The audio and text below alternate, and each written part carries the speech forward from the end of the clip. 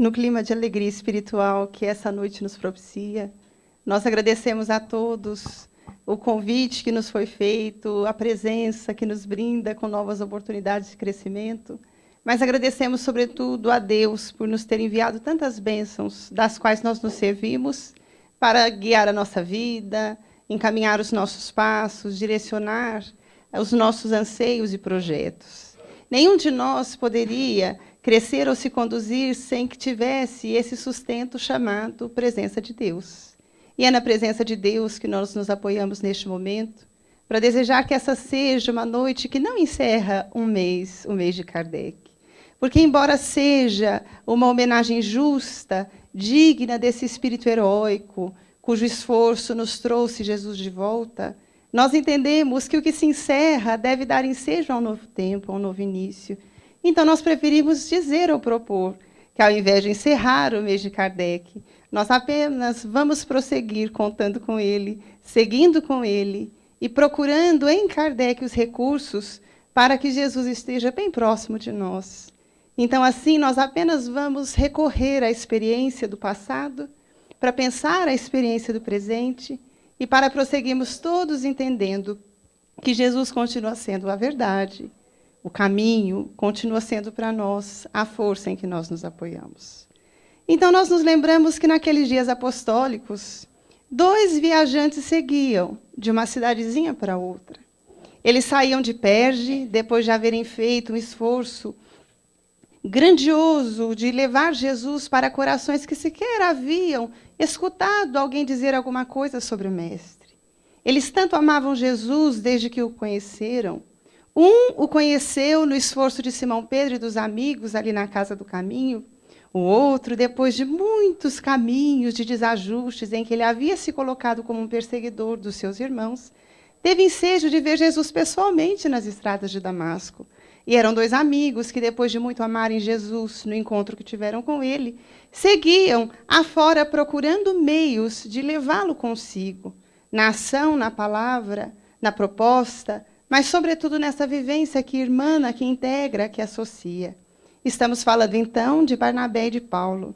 Desde que eles saíram de Jerusalém e dali indo para outras regiões, eles decidiram, então, que não só o círculo judaico ou o círculo de Jerusalém deveria conhecer Jesus. O mundo era tão grande, todo mundo tinha necessidade dele, que eles, então, entendiam que deveriam seguir por onde fosse, que a vida os levasse, que eles tivessem possibilidade de ir, eles deveriam ir, levando Jesus.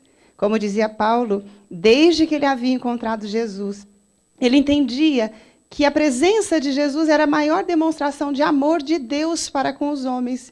E retardar, nesse esforço de levá-lo para aqueles que não o conheciam, significaria retardar o encontro dos seus irmãos com a proposta de felicidade. Seria, então, aumentar o sofrimento do homem. Por isso, ele tomou como medida de ação a tarefa de, onde ele estivesse, se posicionar como alguém que não apenas tinha ouvido Jesus ou visto Jesus, mas como alguém que já trazia Jesus impresso nos refolhos do próprio ser. Então, depois de excursionarem na cidadezinha de Perge, eles vão em direção à Antioquia de Pisídia. E nesse caminho, pelo que eles viram, as estradas já não eram as mesmas dos outros lugares por onde eles passavam. Não eram caminhos planos, de circuito fácil para ser transposto. Muito pelo contrário, toda a geografia do lugar exigia deles um esforço muito maior. Eles tinham que trilhar veredas, subir montanhas, atravessar vales, passar pelos lagos, procurando, então, chegar à localidade para a qual eles se dirigiam. E num desses esforços, na segunda noite em que eles se dirigiam para Antioquia, eles tiveram que se socorrer dos recursos da própria natureza. Já não tinham um lar onde eles pudessem se abrigar. A geografia do lugar, inóspita, difícil, densa, requeria que eles se apoiassem justamente ali, no seio da natureza. E na segunda noite de viagem, eles então procuraram repouso nas cavernas que funcionavam como abrigos naturais. E depois do cansaço da vigília, do cansaço do dia, estando já se posicionados para o repouso, porque no dia seguinte deveriam seguir viagem, eles se põem, então, esperançosos, entusiasmados a falar da alegria que era viajar com Jesus e por Jesus. Eles traziam tanto entusiasmo na alma que Emmanuel vai nos dizer que para eles era uma grata experiência ter que enfrentar todos aqueles desafios. Afinal, eles seguiam sabendo exatamente onde eles queriam chegar, por que o faziam e o que os motivava a seguir para tão longe. Mas naquela noite, então, quando eles se sentam para fazer o repasto frugal, Barnabé, muito comovido e esperançoso, vai dizer: Paulo, veja só que alegria que é para nós seguir com Jesus. Tantos desafios vencidos, mas quantos caminhos já trilhamos que nos permitiram levar Jesus para corações que nem o escutavam. E núcleos estão sendo formados para que a presença, a mensagem e a proposta de Jesus se mantenha acesa, cuidando dos corações que o procuram, embora sem saber que ele já esteve entre nós. Então, para nós, é uma alegria seguir com Jesus. Eu, pessoalmente, penso que sem Jesus a estrada seria mais difícil. E Paulo, em resposta a Barnabé, vai dizer: veja, Barnabé, o Evangelho de Jesus é o nosso maior tesouro. E eu penso que quem o encontra o caminho para a vida inteira e a riqueza para toda a existência. E nesse diálogo em que os dois amigos e irmãos de jornada falavam do seu Cristo, que eles amavam intensamente, profundamente, eles, em determinado momento, vão ser surpreendidos por uma visita estranha. Não eram amigos que viriam falar com ele, como antes havia sido, nem seriam corações que dariam o braço direito nos quais eles poderiam se apoiar. Eram malfeitores que, querendo sobreviver às custas do que poderiam retirar dos outros, naquele momento, passando por ali, escutando os dois amigos falarem de um príncipe diferente, de um reinado diferente que iria se estabelecer e de um tesouro especial, adentraram então a gruta e, naquele momento, já armados, se lançando sobre os dois, vão dizer assim: ouvimos dizer que vós faláveis sobre um príncipe, um reinado diferente, um tesouro especial. Que tesouro é esse que nós queremos conhecer? E como eles estavam com os pergaminhos, que eram as anotações de Levi, naquela hora, então, Paulo, com uma presença de espírito admirável, embora a preocupação de Barnabé, vai dizer àqueles homens: sim, realmente é um príncipe, cujo reinado lança bases para uma existência sólida. E quem o encontra se reabastece por toda a vida, não havendo mais carência nem necessidade de nada. E o que tendes em mãos? Os malfeitores vão perguntar. Eram as anotações de Levi. E Paulo, naquela hora, vai dizer: temos aqui o mapa do tesouro, para que cada um possa se direcionar à procura dessa riqueza. E eles que esperavam as riquezas do mundo, sem conhecer que talvez aquele fosse o momento mais especial da trajetória deles, pegaram as anotações de Mateus, guardaram com agilidade, recolheram os recursos que tinham e saíram. E naquela noite, então, os dois ficaram sem mais nada do que eles tinham. Eles que já tinham tão pouco, embora a abundância de recursos espirituais, se viram então carentes dos pães de cevada que foram levados, das frutas, dos alimentos que poderiam ser a guarnição deles por mais um tempo. Se viram também privados das anotações de Mateus. E mais do que isso, se viram expostos ao desafio de ter corrido risco no que dizia respeito à vida material. Mas Paulo, que sempre confiava que Jesus, ele é certeza, ele é solução, ele é condicionante para o progresso e para o êxito, acalmou-se enquanto Barnabé, preocupado e trêmulo, vai dizer: veja, Paulo, eles levaram tudo que nós tínhamos, os nossos pães que serviriam de alimento até que nós chegássemos à cidade próxima, levaram tudo que nós tínhamos. E Paulo vai dizer: Barnabé, não nos será difícil encontrar alguns frutos pelo caminho. A vida é rica de bênçãos, nós estamos empreendendo viagem, encontraremos muitos recursos. Deus terá meios de nos prover de outra maneira. Mas Barnabé vai dizer: Paulo, mas de tudo que eles nos levaram, o que mais me preocupa, o que mais me dói, o que mais me toca, é que eles levaram o Evangelho de Jesus. Levaram o tesouro que nós tínhamos. Como nós faremos? Porque, embora nós tenhamos anotado na mente todas as riquezas, as circunstâncias da passagem do Cristo entre nós, haverá momentos em que nós teremos necessidade de nos dessedentarmos nessa fonte. E como faremos se nós já não as temos conosco? As nossas anotações se foram. E Paulo, de novo, com uma presença de espírito incomparável, vai dizer: Barnabé, veja só que hoje Deus nos deu ensejo de agirmos no bem de uma maneira inesperada. Nós que temos pregado a corações que desejam uma vida nova, tivemos ensejo de pregar a corações em grandes necessidades espirituais, que eram esses nossos irmãos. Mas quanto ao Evangelho, não te preocupes.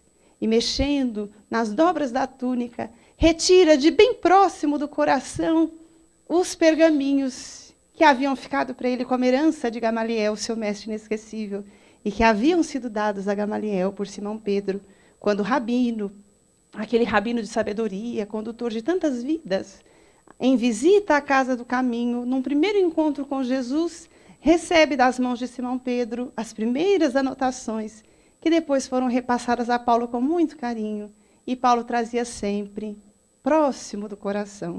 Mas nós podemos dizer que o que ele trazia próximo já estava dentro, porque ele havia introjetado a lei divina na sua intimidade.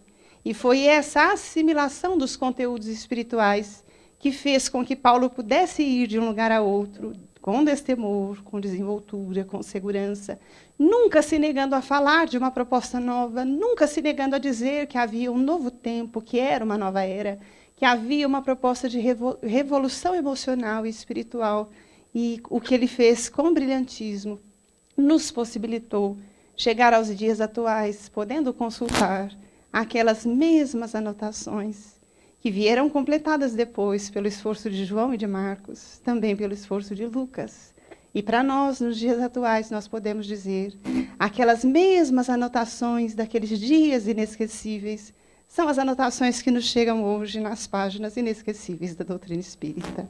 Então, o tesouro de que Paulo falava a Barnabé, com grande felicidade, ele retira das dobras da túnica e diz: Barnabé, não te preocupes, aqui está o nosso tesouro. Porque tudo nessa vida poderia nos faltar, mas jamais nós poderíamos nos ver privado do amor de Jesus Cristo. E nós podemos dizer, então, que aqueles corações que se banharam nessa fonte cristalina e límpida chamada Evangelho foram os corações que depois exemplificaram para outras vidas. E todos aqueles que tiveram ensejo de encontrar a fonte, de se dessedentar nela, de se banhar nela e se renovar nela, foram os corações que trouxeram o melhor que nós encontramos na vida. Séculos depois, quantos corações exemplificaram a riqueza de um encontro como esse? Ficamos aqui um pouco meditando na experiência de Barnabé e de Paulo, mas muito mais tarde nós vamos encontrar um homem franzino, rico, a maior expressão da riqueza da Itália, em Assis. Ele que tinha tudo para ser um cavaleiro, como os jovens do seu tempo, que tinha todos os valores e as possibilidades que as prerrogativas da sua estirpe poderia dar. Ele que podia ser um sonhador notável, um dia sentindo na igrejinha, ali onde ele estava, um encontro com Jesus, ele vai ouvir Jesus pedindo: Francisco, renova a minha igreja, restaura a minha igreja. E ele que imaginava que os pilares a que Jesus se referiam eram os pilares materiais, tendo recursos por ser um filho dos Bernardoni, vai então restaurar os pilares da igrejinha de São Damião.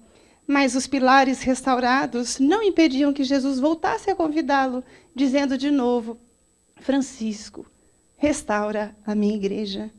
E então, pela primeira vez, ele vai sentir que o convite de Jesus não era só de que mantivesse um templo material onde as pessoas pudessem ir para ter com o Pai através da sua proposta e da sua mensagem, mas ele entendia que Jesus estava pedindo alguma coisa diferente, que não era mudança de fora, mas era restauração dos pilares íntimos que nos mantém de pé e vitoriosos.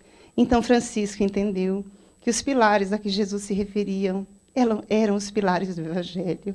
Era a proposta do amor e do perdão, era a proposta da paz, da solidariedade, da fraternidade, era a proposta da mansuetude, era a proposta do recomeço, da renovação. E ele, que poderia ficar com toda a herança que o Pai já destinaria para ele naturalmente, prefere ser Francisco do mundo, Francisco de Assis, a ser apenas Francisco Bernardoni. Então, o encontro de Francisco com o Evangelho permitiu que corações que mergulhavam nas densas trevas dos desenganos, dos desencantos, da desistência para com o melhor da vida, recuperassem o rumo, o fluxo das conquistas enobrecedoras. E o Evangelho, de novo, se viu restaurado para que nós, nos dias do presente, pudéssemos beber nessa mesma fonte cristalina. Então, também a Francisco nós devemos poder hoje nos debruçar a essa beleza e a essa limpidez espiritual e nela nos descedentar para enriquecer a nossa vida de força e de coragem nos desafios naturais da estrada. Entre Francisco e nós, quantos passaram, quantos poderiam ser notados, descritos, trazidos para a nossa reflexão, mas nós poderíamos nos deter apenas numa mulher que um dia, ouvindo dizer de Jesus, nos seus 18 anos, sonhadora, sedenta de vida nova, vai procurar a mãe e dizer que ela havia decidido que queria consagrar a sua vida ao serviço do Senhor. Ela gostaria de ser uma serva de Jesus no mundo, servi-lo como fosse, como pudesse. Gostaria de se entregar à vida religiosa. É certo que a mãe talvez tivesse sonhado para ela tantas coisas, porque as mães sempre sonham para os filhos o melhor. E essa mãe deve ter sonhado para a filha caminhos e caminhos diferentes. Tanto foi o impacto do pedido que a filha faz, que durante um dia inteiro a mãe se guarda no quarto meditando. Então a filha iria se entregar e integrar-se à vida religiosa, não mais podendo comungar a experiência cotidiana como antes fazia. E durante um dia inteiro a mãe em meditações fica, e quando fim das reflexões, ela procura a sua Agnes e vai dizer, segurando as mãos da menina: Agnes, coloque as suas mãos nas mãos dele e deixa que ele guie os teus passos. Então a Agnes, entregando a sua vida a Jesus, vai ao convento de Loreto, na Índia, onde ela vai se dedicar aos irmãos que tinham tão pouco, mas tinham tanta sede do seu Cristo, sem conhecê-lo. E como o apóstolo Paulo, ela também vai empreender uma tarefa diferente, porque ela não vai para um país essencialmente cristão, mas respeitando as bases religiosas daquela cultura, ela vai representando Jesus para quem tinha sede dele. E depois, então, quando já assumindo a vida religiosa e passando a ser conhecida com a grata alcunha de Teresa de Calcutá, Madre Teresa, ela então vai se dedicar a esse evangelho, que daria para ela todo o sustento, no qual ela se apoiaria para empreender a sua viagem inesquecível de manter Jesus bem vivo no coração das pessoas. Então, os primeiros esforços junto ao povo são esforços singulares, como todos os outros serão, de modo que nós anotamos uma experiência belíssima, em que ela, já tendo se dedicado grande parte do seu tempo à vida dentro do monastério, vai pedir permissão para servir lá fora, onde ela viu o maior quadro de necessidades e de lutas.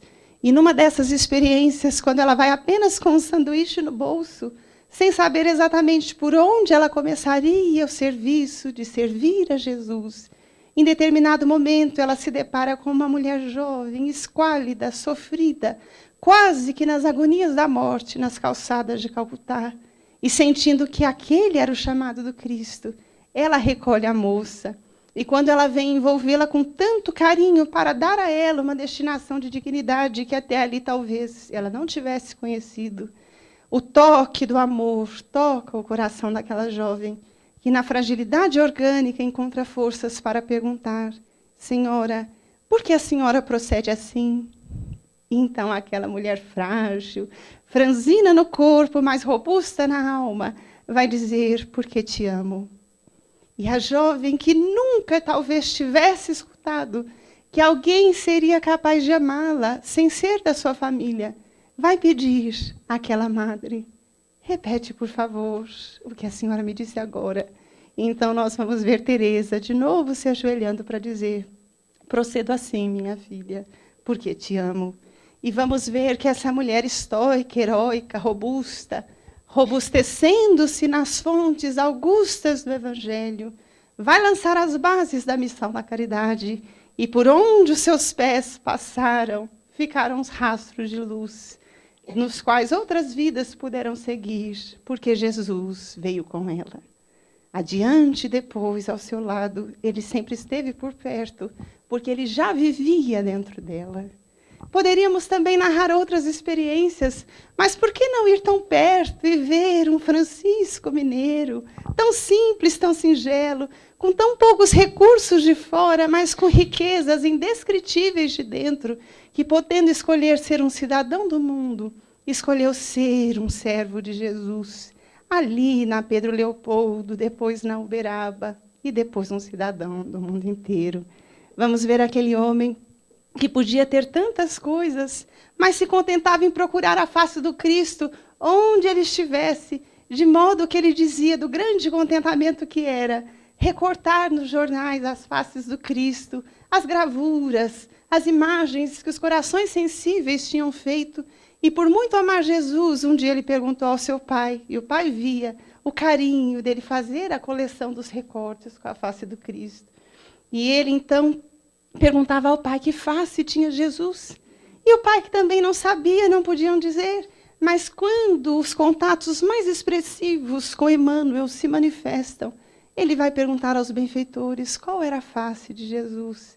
Ele tinha tanta sede de procurar Jesus, tinha tanta ânsia de procurar o seu mestre, que ele queria saber onde ele poderia procurar Jesus. E Emmanuel, com uma presciência incrível, vai dizer: meu filho, procure Jesus no coração dos sofredores, porque Jesus é a suprema misericórdia, o supremo amor. E onde existe sofrimento, Jesus está na tentativa de consolar.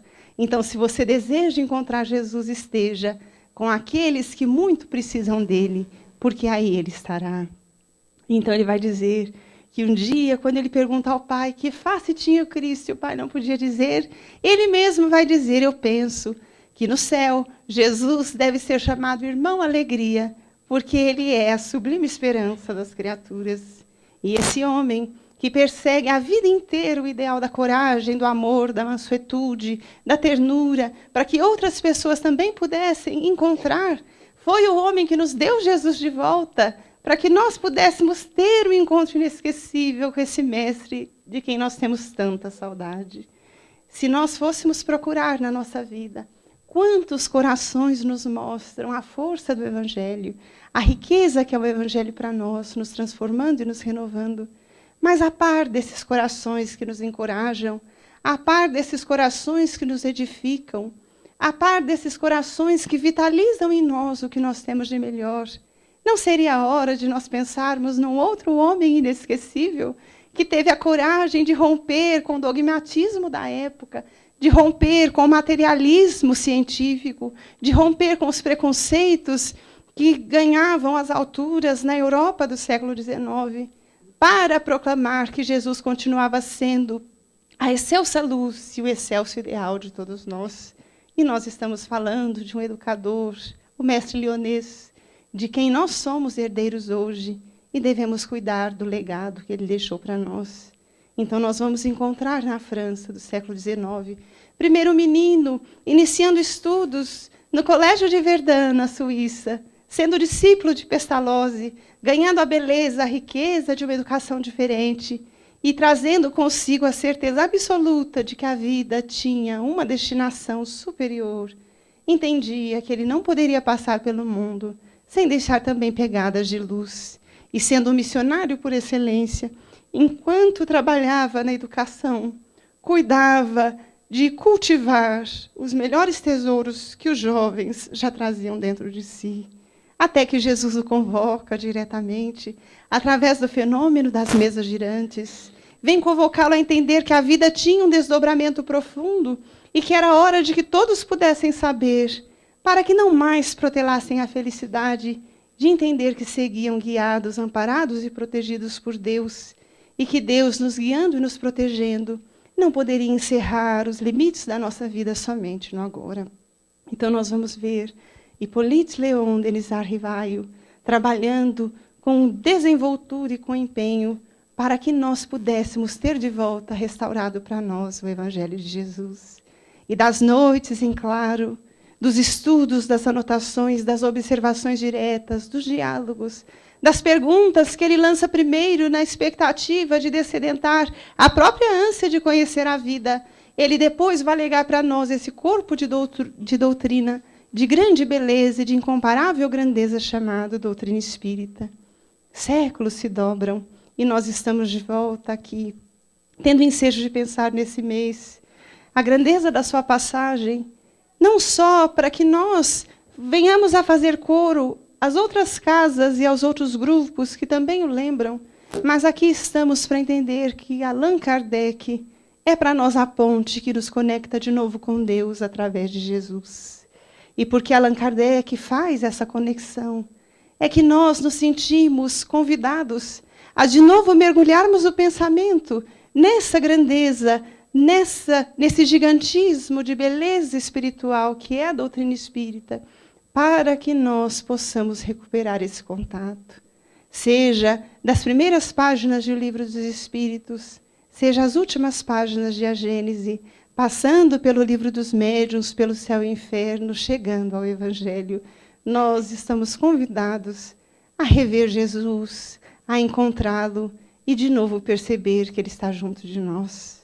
Então, quando nós abrimos uma página do Evangelho e sentimos a voz dos benfeitores que repercute em nós, dizendo: a lei ainda é de amor, nós nos perguntamos, mas não é Jesus que está voltando lá do passado, aqui na mensagem de Lázaro, para me convidar de novo a ser um coração amoroso?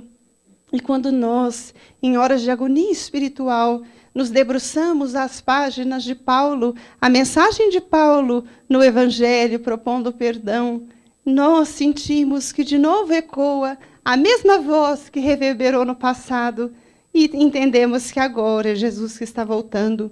E de novo nos perguntamos, mas não seria Jesus que agora volta para dizer que a lição continua sendo essa? Para que eu seja feliz, eu precisarei me livrar de tantos pesos que me constrangem, que me perturbam, que me desorientam. E a mensagem continua sendo atualíssima. E quando nós nos voltamos para a mensagem do egoísmo, Emmanuel, ali falando com tanta beleza da mensagem do egoísmo, nós nos perguntamos, mas não seria Jesus de novo voltando para nos dizer que nenhum de nós poderemos ser felizes se ficarmos encastelados no próprio eu? Então entendemos que Jesus está bem próximo através daquele irmão.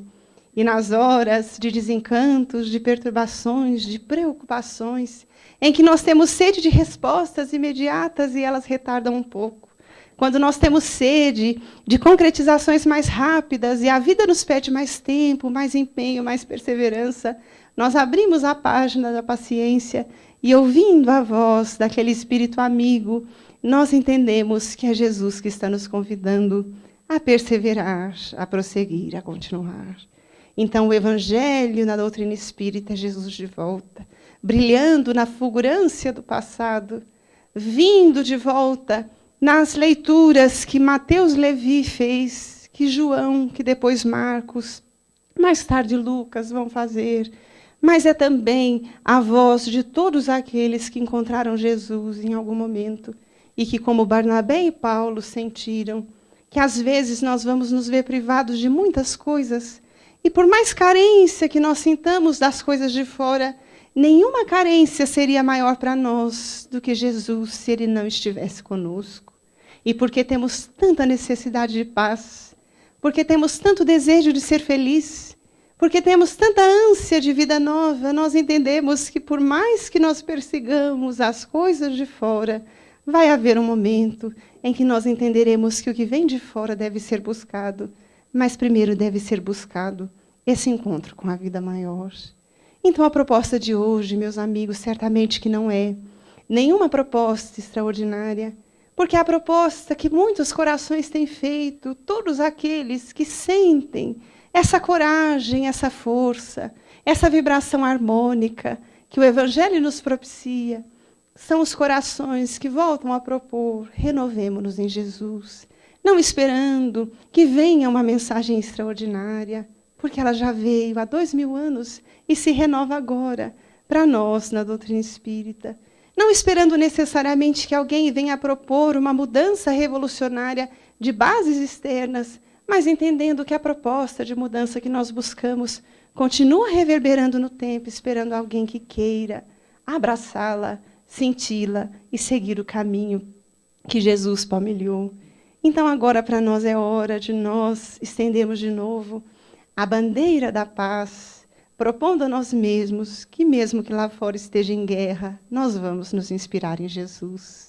É hora de nós mantermos bem alta a bandeira do amor, dizendo que mesmo que muitos corações estejam ainda desarvorados pela mágoa, pela raiva, pelo ódio, nós seremos aqueles que, tendo visto Jesus nas páginas da doutrina espírita, teremos a coragem de dizer que, ainda que hajam desafios, nós nos apoiaremos no amor. É a hora de dizer que, mesmo que a nossa vida nos apresente tantos desafios, que às vezes o coração sofra, angustiado, aflito e torturado, nós entenderemos que, por mais que alguém tenha nos feito mal, nós, para corrigir um desengano, não poderemos proceder da mesma maneira. Então, nós procederemos com o bem, oferecendo a outra face, entendendo que a vida tudo vai regularizar, tudo vai corrigir, tudo vai acertar, mas nós acertaremos, corrigiremos e seguiremos com Jesus. Então, para nós, a hora é de olhar para o passado e buscar de novo Jesus nas páginas da Galileia inesquecível, mas fazendo isso através dessa beleza e dessa grandeza que é a doutrina espírita. Então, o convite de que olhemos Kardec não só como codificador, mas como cidadão amoroso, o cidadão cristianizado que ele foi, é a proposta que nos permite conectar de novo com o Evangelho, entendendo que a doutrina espírita vem não só para revelar para nós a vida maior, não só para nos dizer que a vida prossegue, que temos a dimensão espiritual, que prosseguiremos em outras etapas, quanto já vimos antes, que teremos ensejo de prosseguir na nossa vida quando o corpo já não mais permita condições para nós continuarmos aqui, porque a proposta da doutrina espírita é a mesma proposta de Jesus, de que façamos um tecido novo, uma roupagem nova, para que o reino de Deus se estabeleça dentro de nós. Então, o mágico, o grande, o belo da doutrina espírita não é nos preparar para vivermos a vida depois que essa vida cesse. Isso ela faz sim, mas ela faz isso porque ela nos prepara para viver bem agora, aqui onde nós estamos.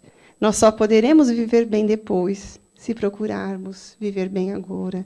Então, a doutrina espírita veio para o hoje, veio para esse instante, vem para esse momento, vem para nos renovar agora. Então, assim, quando nós lembramos que para Barnabé e Paulo o Evangelho era um tesouro, também foi para Simão Pedro, para João, para Tiago, para as mulheres que encontraram Jesus, para as mães aflitas, para os corações sofridos, para os jovens sedentos. Foi depois para os corações que vieram em outras épocas, em outros momentos, sendo no tempo de Kardec a proposta que esperava, que alguém olhasse para ela para que ela não se confundisse com os enganos do materialismo. E é agora para nós a proposta de que nós, tendo tido chances de ver Jesus voltando de tantas vezes e de tantos modos, pudéssemos agora vê-lo expresso nas páginas da doutrina espírita, entendendo que é para nós que ele veio, porque nós temos muita sede do seu amor.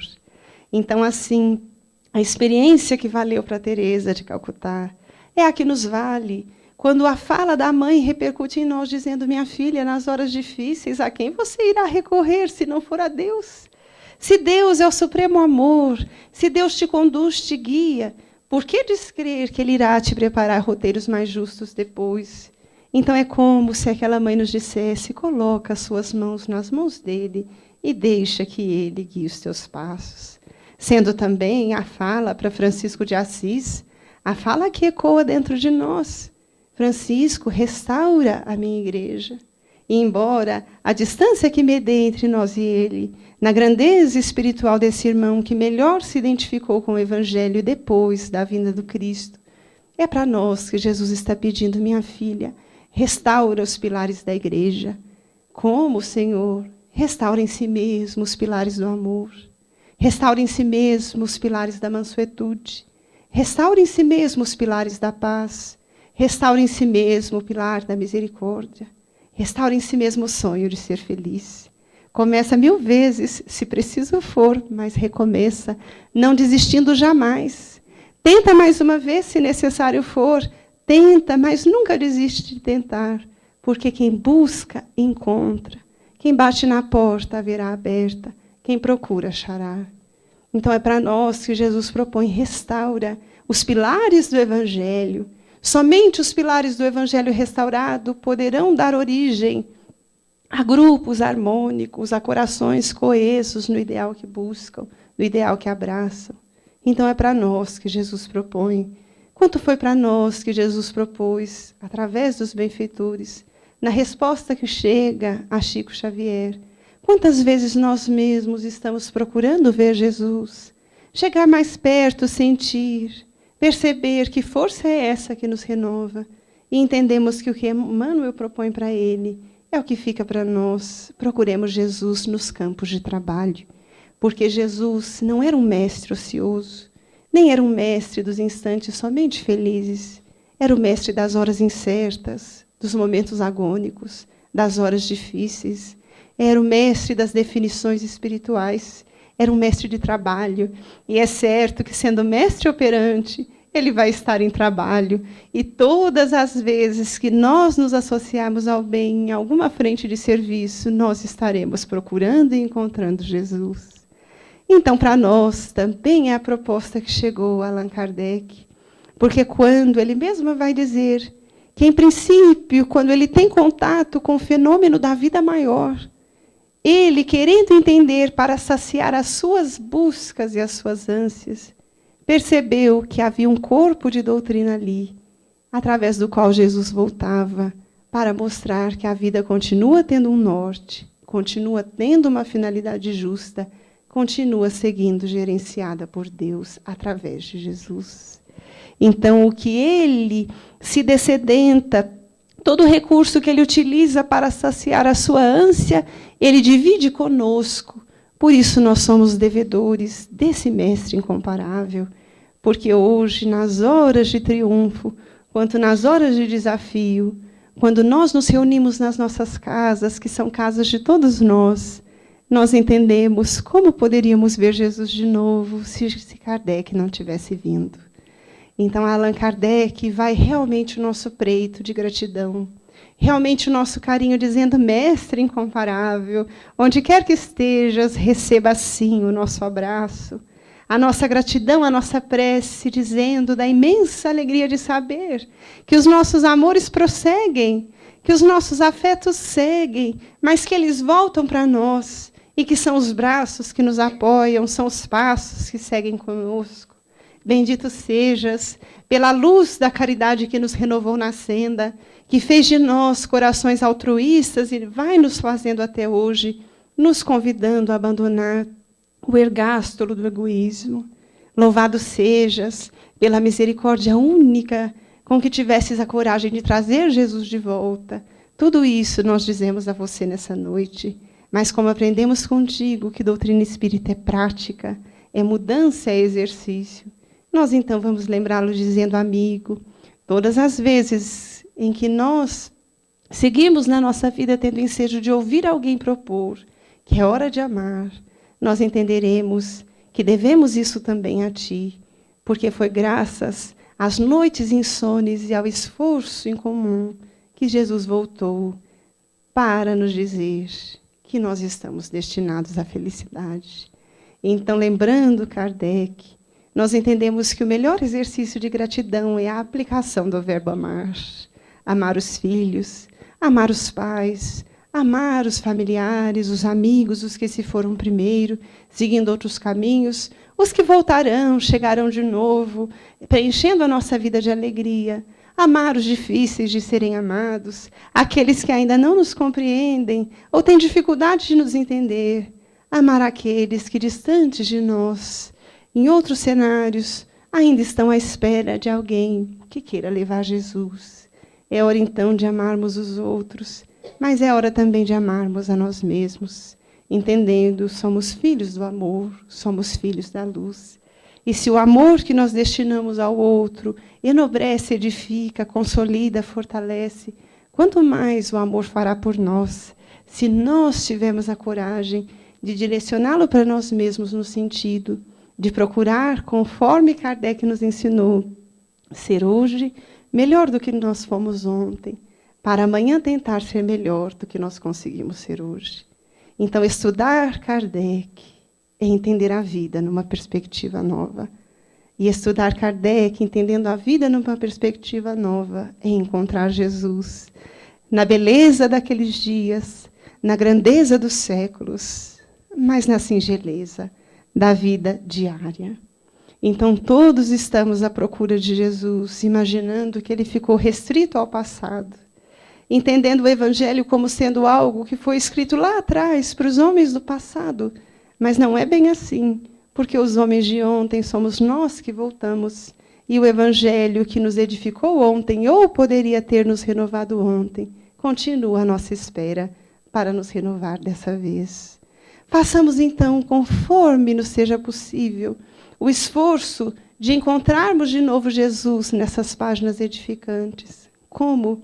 Não descuidando da seara íntima, não descuidando do campo de trabalho interior, não deixando o terreno aberto para que as ervas daninhas venham ocupá-lo, mas qual jardineiro generoso, fazer o esforço de ensementação, preparação do terreno, de semeadura, cuidar do cultivo, poda quando necessária, irrigação, para depois podermos ver as messes de amor com que Jesus vai nos engrandecer a vida. E nós entenderemos que a semente que nós plantamos, uma só, com carinho, vai render frutos, 1 por 100.